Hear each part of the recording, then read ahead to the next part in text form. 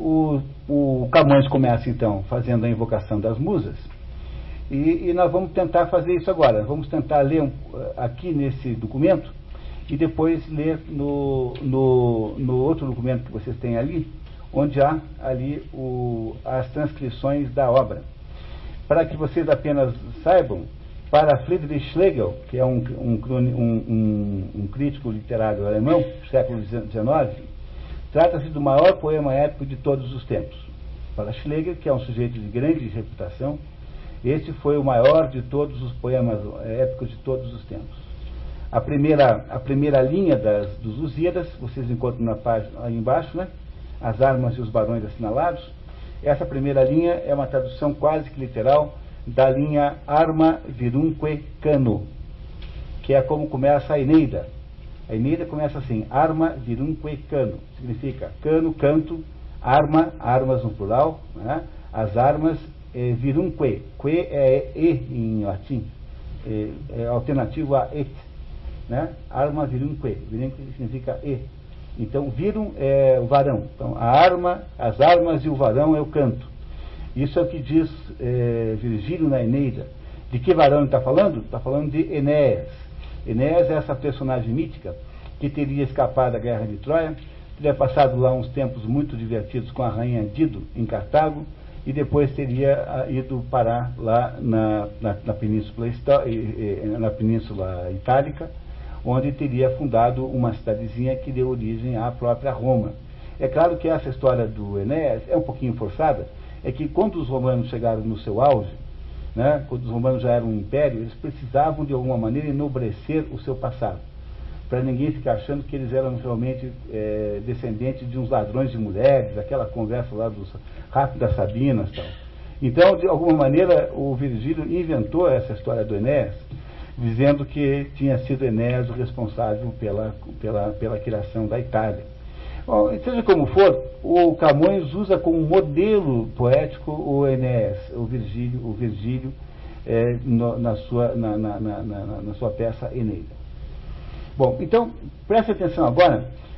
Veja, pessoal, é um português um pouquinho antigo, e é português poético. Então, às vezes parece difícil, mas não é. Quando você vai olhar direito, fica facílimo de entender. Não tem nada de complicado isso aqui, é só você tentar prestar atenção com o quê? É a mesma coisa que você ouvir o hino nacional e entender o que está escrito ali. Não é isso? Não é, quer dizer, tem aquelas inversões, né? As margens do Ipiranga, não é isso? Ouviram do Ipiranga as margens plácidas, não é isso? Então, as margens plácidas do Ipiranga ouviram. Compreenderam que está sempre invertido? Porque ele precisa fazer as rimas, né? Então as rimas obrigam a fazer algum contorcionismo literário aqui. Mas vocês verão como é fácil de entender. Então vamos tentar ler a primeira estrofe, por favor, Maria Lúcia. As armas e os barões assinalados, que da ocidental praia lusitana, por mares nunca dantes navegados, passaram ainda além da Taprobana, e em perigos e guerras esforçados, mais do que prometia a força humana, e entre gente remota edificaram um novo reino que tanto sublimaram. Olha que moleza, as armas e os barões assinalados são ilustres, são notáveis, que da ocidental praia lusitana, por mares nunca dantes navegados, que nunca se navegou naqueles mares, passaram ainda além da Taprobana. Taprobana é o Ceilão.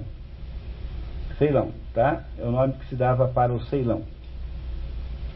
Em perigos e guerras esforçados, mais do que prometia a força humana. E entre gente remota edificaram, gente muito estranha, muito distante, novo reino que tanto sublimaram. Parece difícil ler isso? Não, né? Então ele está fazendo o quê? Está invocando as musas, pedindo ajuda para poder contar a história dos portugueses. É isso que ele está fazendo. E também as memórias gloriosas daqueles reis que foram dilatando a fé, o império e as terras viciosas de África e de Ásia andaram devastando. Veja que interessante como se usa o gerúndio nessa época. Hoje em dia em Portugal não se fala mais assim, né? Nós falamos assim, usando o gerúndio, eles falam a devastar, a elevar, a fazer alguma coisa. E significa o seguinte, que esse regime do gerúndio era o regime oficial em português, na época de Camões, e os portugueses de Portugal foram perdendo. E nós mantivemos aqui no Brasil o regime antigo. Então, nós, hoje em dia, um português não falaria assim, acharia estranho falar assim. Olha, aqui tem uma coisa importantíssima que é compreender que para Camões e para os portugueses dessa época, a fé e o império é a mesma coisa. O que é a fé e o império? É a mesma coisa. Portugal foi constituído a partir, eu acho que se vocês olhassem para mim aqui, olhassem nessa última, no documento anterior, aqui no final desse documento, que é nosso guia, existe aqui um quadro de demonstração das dinastias de Portugal. Olhem ali, por gentileza. Portugal teve 4 dinastias até hoje. A primeira dinastia, que é de Dom Afonso, portanto a Alfonsina, ou de Borgonha, é aquela que inaugura Portugal. Portugal nasce em 1139. Não há nenhum país da Europa que seja tão velho. Portugal é o primeiro país europeu a se consolidar. O último é a Alemanha e a Itália, que consolidam os dois aí no final do século XIX. Mas Portugal é o mais velho de todos, país europeu. Todos acharam isso na primeira dinastia? Então, aí na primeira dinastia, você tem todos esses Afonsos e Sanchos, sendo que a pessoa mais importante dessas todas aí é o Dom Dinis. O Dom Dinis, aquele sujeito que o Fernando Pessoa chama de plantador de naus, porque foi esse Dom Dinis que mandou encher Portugal de árvores, árvores essas que depois deram o lenho para fazer as caravelas que viajaram. Esse Dom Dinis foi uma espécie de gênio universalista. Foi ele quem, entre outras coisas, fundou a Universidade de Coimbra, que era a Universidade de Lisboa, que depois se mudou para Coimbra. Mas o que ele fez de mais importante, esse Dom Dinis, foi ter dado um jeito de proteger os templários. Reparem, ele começou a ser rei em 1239, né? E foi até 1325. Em 1314, os templários foram mandados matar por Filipe IV o Belo, Jacques de Molay e seus companheiros, e foram oficialmente extintos e banidos da França. Para onde é que eles foram? Foram todos para Portugal. E em Portugal, eles foram transformados numa ordem religiosa chamada Ordem de Jesus, que era a ordem que adotou aquela cruz do Vasco da Gama, essa cruz que é Cruz de Malta, que é usada pelo time Vasco da Gama, e que é a cruz que ia nas caravelas. Essa é a cruz templária.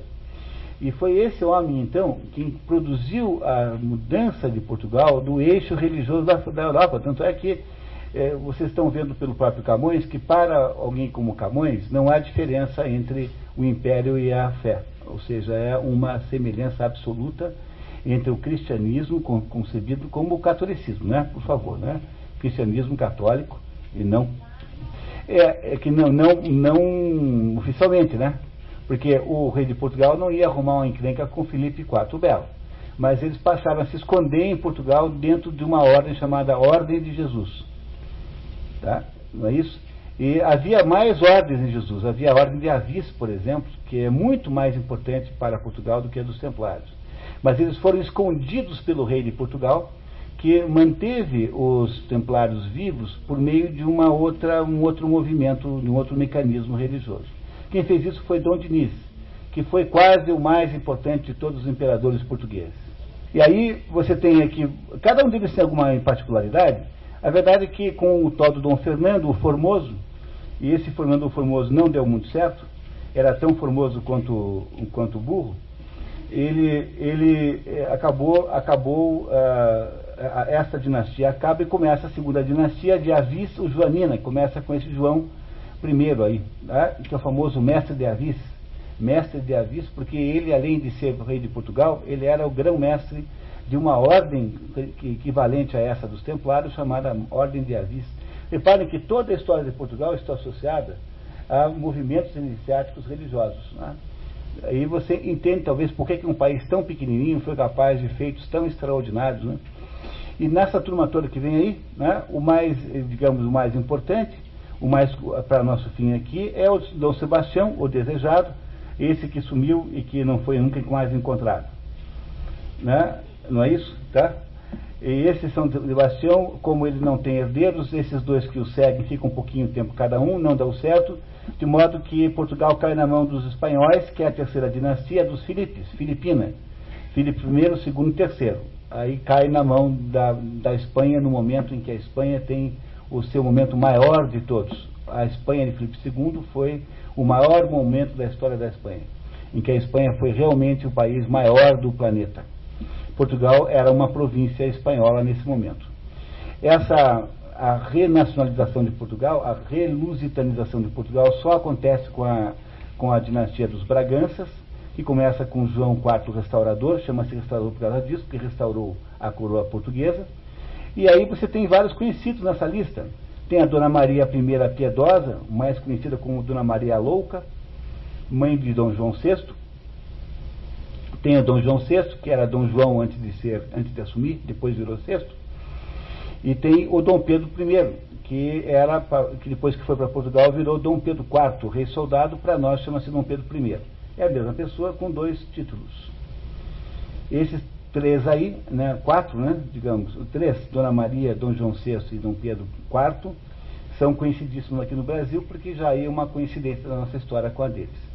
Não houve mais nenhuma outra personagem em comum às duas histórias, porque o Dom Pedro II, brasileiro, já não foi mais considerado rei de Portugal, não teve nenhum cargo, morreu em Paris, não que não tenha sido um grande rei, teve grandes méritos. Mas Dom Pedro II já é brasileiro de nascimento, não nasceu em Portugal como Dom Pedro I, que é nascido em Portugal. Já não é mais português, rigorosamente falando.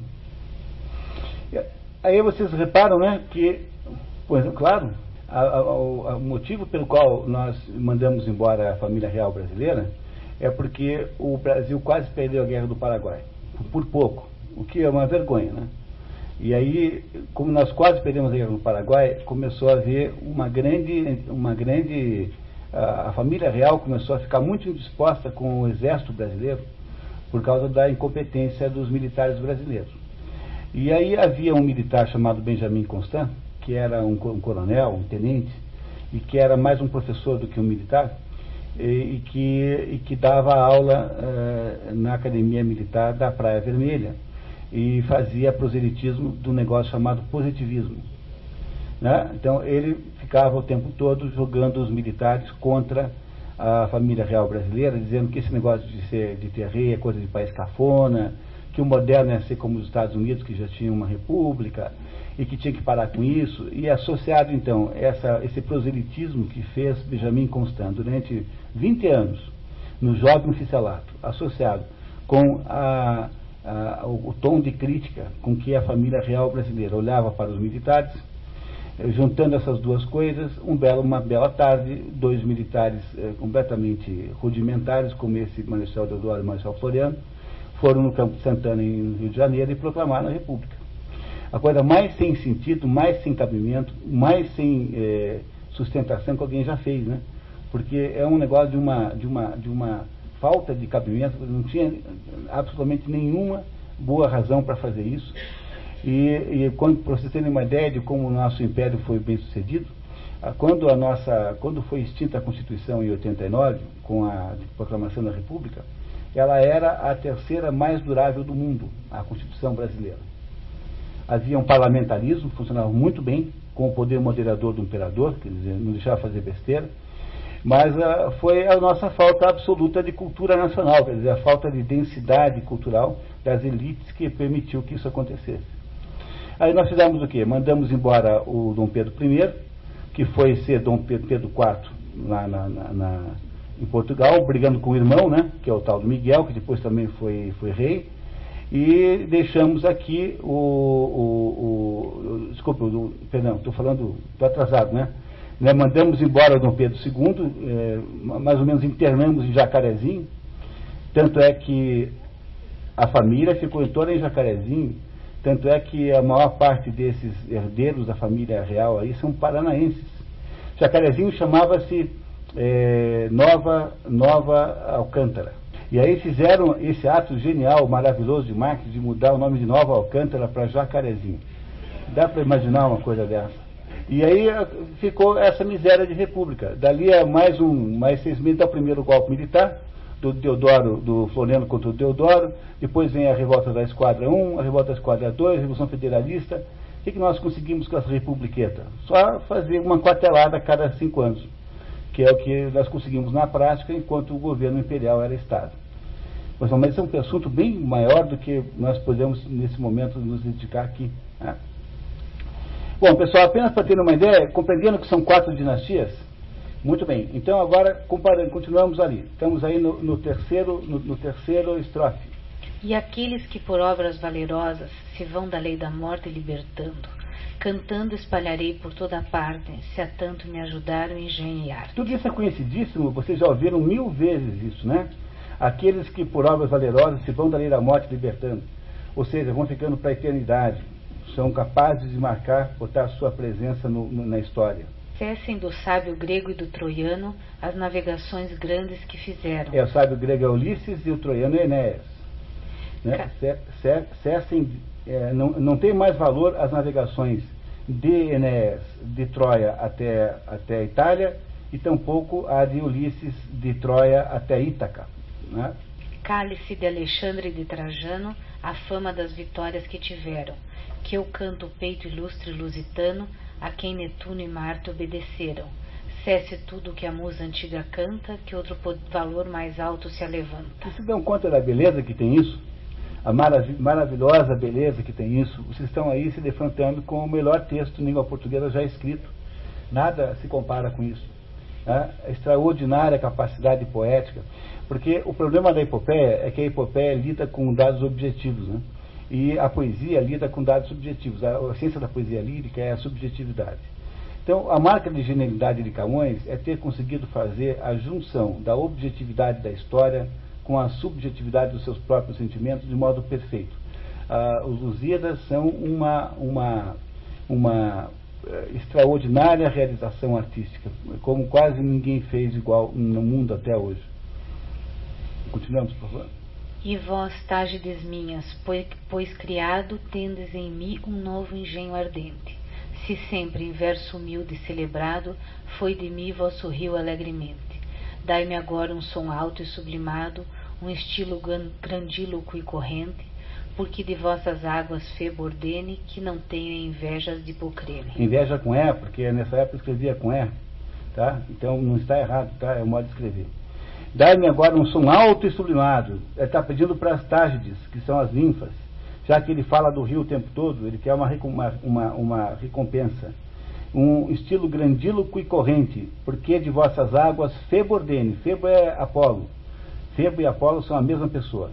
Que não tem invejas de Hipocrene. Hipocrene, em grego, significa fonte do cavalo. Hippos, crene, fonte.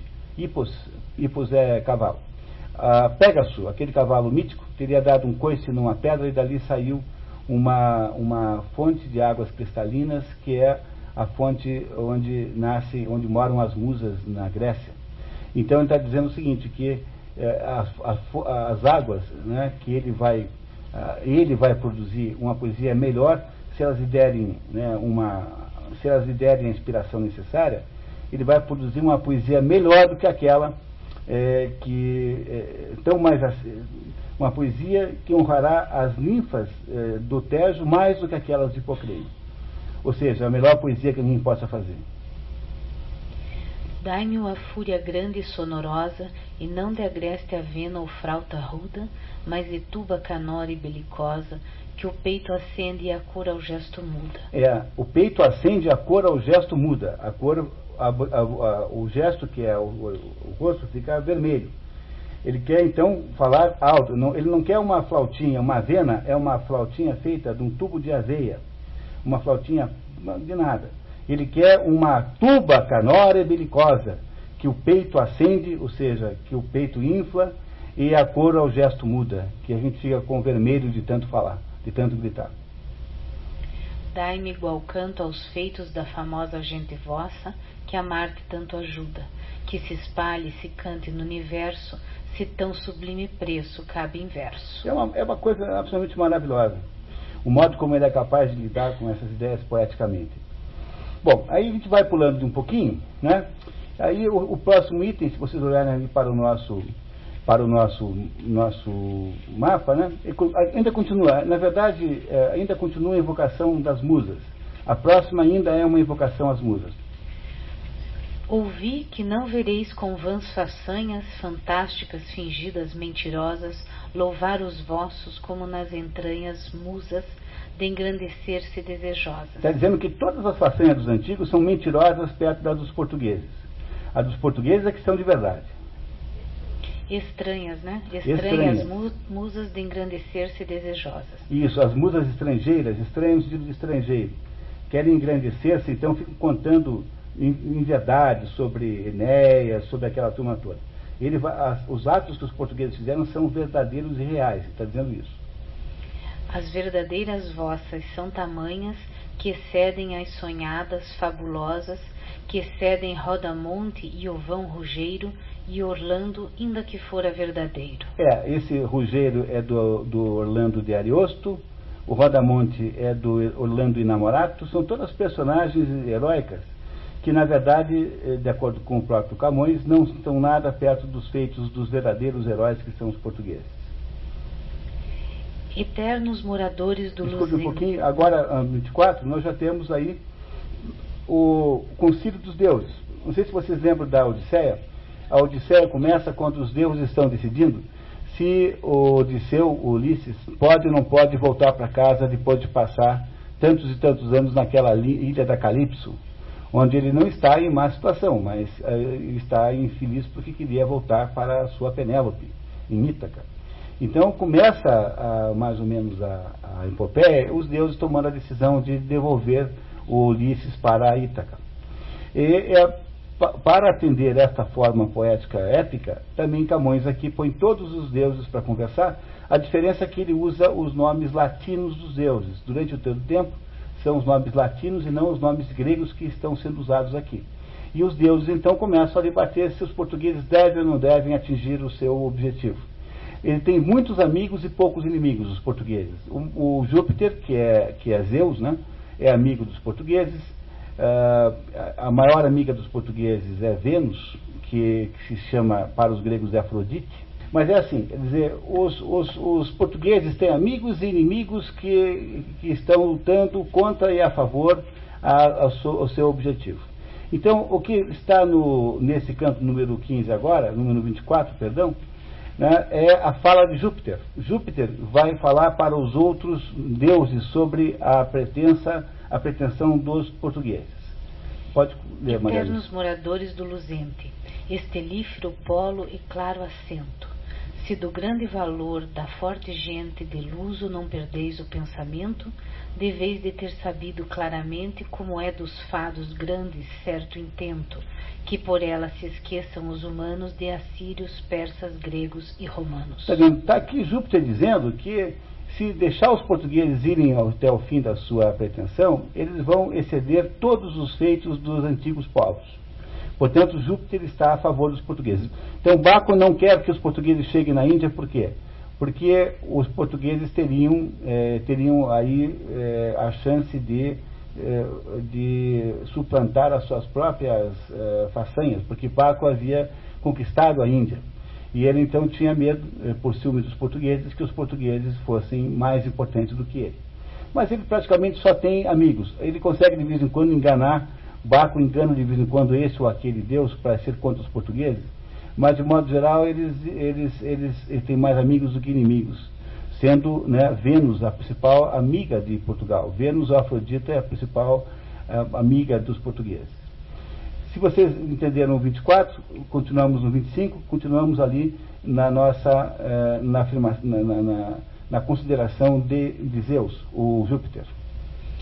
Já lhe foi, bem ouvistes, concedido, com poder tão singelo e tão pequeno, tomar ao mouro forte e guarnecido toda a terra que rega o Tejo ameno. Quer dizer, os portugueses já mandaram os mouros para fora, sendo mesmo pequenininhos e poucos. Mouro é o nome que se dá para aqueles habitantes do norte da África, que não são exatamente árabes, são mais aqueles berberes. Mouro significa escudo, e é um nome um pouco genérico, assim, sem grande precisão. Mas por Mouro entende-se basicamente os muçulmanos, tá? Os islamitas, esses são os mouros. Pois contra o castelhano tão temido sempre alcançou o favor do céu sereno, assim que sempre, enfim, com fama e glória, teve os troféus pendentes da vitória. Então, até contra o espanhol, que é muito maior, muito mais forte, né, os portugueses sempre saíram bem. Isso aqui é Júpiter dando razões pelas quais os portugueses deviam ser protegidos e não perseguidos pelos deuses. E, ou seja, até mesmo contra os castelhanos, que são maiores e mais fortes do que eles, sempre eles obtiveram a ajuda do céu. Deixo, deuses, atrás a fama antiga, que com a gente de Rômulo alcançaram, quando com Viriato, na inimiga guerra romana, tanto se afamaram. Então, eles avançaram com a gente de Rômulo por quê? Porque são os romanos, gente de Rômulo são os romanos, não é? Então, os portugueses alcançaram, eles falaram, não estou nem falando da fama que tinham esses sujeitos em Roma, quando no episódio do Viriato. O Viriato é esse luso que foi capaz de enfrentar as tropas romanas, esse velho personagem mítico, é um pastor luso, chamado Viriato, que foi capaz de enfrentar os próprios romanos. Então está dizendo que não está nem considerando isso, né? Que isso até está deixando para lá. Também deixo a memória que os obriga a grande nome, quando a levantaram um por seu capitão, que peregrino fingiu na serva espírito divino. Esse tal é o Sertório, essa personagem de que se fala aí, chama-se Sertório. E esse Sertório, ele fingiu, ele andava sempre com um servo, um animal, um servo, uma espécie de diabo, e esse servo aí era considerado o espírito de Diana. Por isso é que o servo tinha o espírito divino. Então esse é outro herói antigo, e também está dizendo que os portugueses também tiveram um herói antigo, que é esse Sertório. Agora vedes bem que, cometendo o duvidoso mar num lenho leve, por vias nunca usadas, não temendo de Áfrico e Noto a força, a mais se atreve. Áfrico e Noto são ventos. Ventos. Quer dizer, olha, está vendo agora esse pessoal no lenho leve? O que é um lenho leve? Um barquinho. A mais se atreve. É isso que Júpiter está dizendo que é merecedor de mérito da parte dos portugueses. Então ele está tentando convencer os outros deuses de quanto mérito tem esses portugueses incríveis, que mesmo sendo pequenos, são capazes de coisas incríveis. Que, havendo tanto já que as partes vendo, onde o dia é comprido e onde breve, inclinam seu propósito e porfia a ver os berços onde nasce o dia. Olha, o que são os berços onde nasce o dia? O Oriente é onde nasce o dia. Então, os portugueses, além de tudo, além de ver o dia onde a noite é longa e o dia é breve, ou seja, de terem ido para cima e para baixo, terem ido para os extremos, agora também querem ver onde nasce o sol. É isso que os portugueses querem fazer, é por isso que ele está pedindo que Júpiter está pedindo aos deuses que concordem em ajudá-los. Prometido-lhe está do fado eterno, cuja alta lei não pode ser quebrada, que tenham longos tempos o governo do mar que vê do sol a roxa entrada. Do sol a roxa entrada é a entrada vermelha. Aqui é claro que Camões chama de o vermelho de roxo porque ele está fazendo poesia, né? Então tem uma licença poética. Quer dizer, ver do sol a roxa entrada é conhecer o Oriente. Ele está dizendo então que devem permitir, que os deuses devem autorizar os portugueses que vejam o nascer do sol, portanto lá o Oriente. Nas águas tem passado o duro inverno. A gente vem perdida e trabalhada. Já parece bem feito que lhe seja mostrada a nova terra que deseja.